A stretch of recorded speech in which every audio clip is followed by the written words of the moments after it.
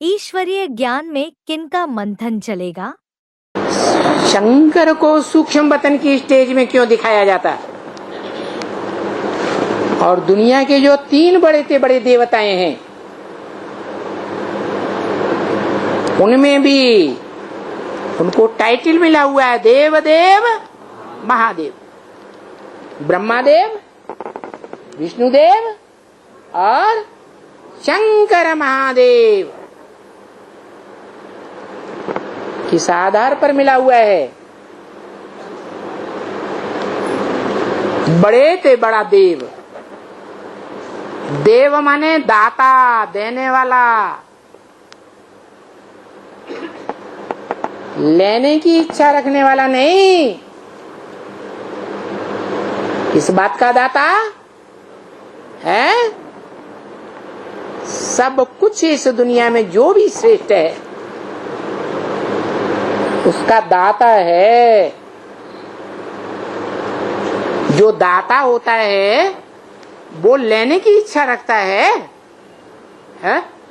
नहीं रखता।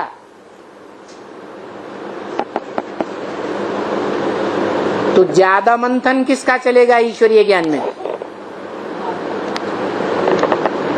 दुनियावी सुखों के लेने की इच्छा जिसकी होगी उसकी बुद्धि ज्ञान के मंथन में ज्यादा चलेगी, या दुनियावी सुखों के लिए इच्छा मात्रम अविद्या, इसे दुनिया के कोई सुख लेने की इच्छा नहीं सिवाय ईश्वरीय ज्ञान के, सिवाय ईश्वर के दिए हुए सुख के और कोई भी इच्छा नहीं। नष्ट मोहा स्मृति लब्धा, जब से बाप को पहचाना होगा। वो एक ही बड़े से बड़े देवता की बात नहीं है। 84 जन्मों में सहयोगी बनकर के रहने वाली 8 भुजाओं रूपी आत्माओं के लिए भी यही बात लागू होती है। अष्टदेव जब से इस ज्ञान में आए होंगे, एडवांस ज्ञान में, जब से बाप को पहचाना होगा, उनकी क्या खासियत देखने में आवेगी? नष्टो मोहा स्मृति लब्धा, तन भी तेरा, तन और तन की जो इंद्रियों का सेवा है वो भी तेरे लिए। देह के अजीज से अजीज संबंधियों के लिए कुछ भी नहीं। इतने पक्के होंगे शुरुआत से ही। धन की सेवा, जो भी जीवन में टटपुंजिया धन कमाया होगा उसकी सारी शक्ति ईश्वरीय सेवा में लगाएंगे।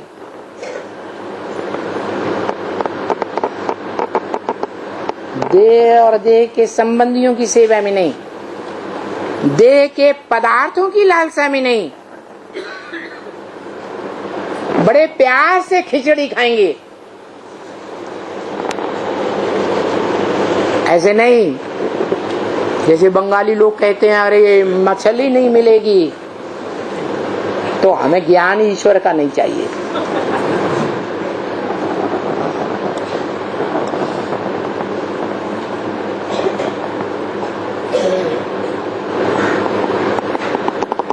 तन भी तेरा, तन के संबंधी भी तेरे, माने संबंधियों की जो भी पावर है, जीवन में जो भी आत्माएं संपर्क में आई होंगी उनकी जो भी पावर उनके मुट्ठी में होगी, दोस्तों की, सखा सहेलियों की, वो सारी पावर ईश्वर के लिए अर्पण करेंगे, अपने लिए नहीं। कैसी भी परीक्षाएं आ जाएं,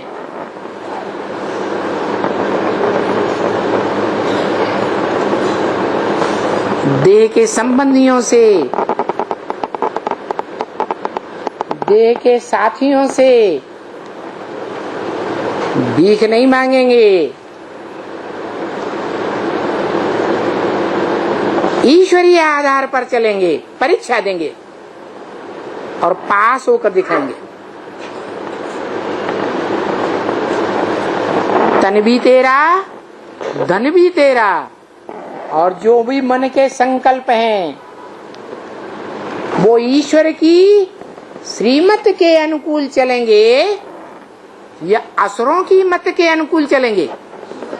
है ईश्वर ने जो डायरेक्शन दिए, जो मत दिए, उसी मत के अनुकूल चलेंगे। ऐसी 8 आत्माएं जो महादेव के आत्मा के जन्म जन्मांतर के सहयोगी बनते हैं, उनमें भी ये खासियत क्या है? क्या खासियत बताइए? है मनन चिंतन मंथन की सारी शक्ति मन की कहाँ लगाएंगे? ईश्वरीय सेवा में लगाएंगे। तो ऊंची स्टेज हुई मन बुद्धि रूपी आत्मा की या नीची स्टेज हुई? ऊंची स्टेज हुई। ऐसी ऊंची स्टेज में रहने वाली आत्माएं प्रकृति के 5 तत्वों के प्रभाव से परे होकर के रहेंगी, ईश्वर बाप के सहयोग से। ईश्वर बाप की मत पर चलने के आधार पर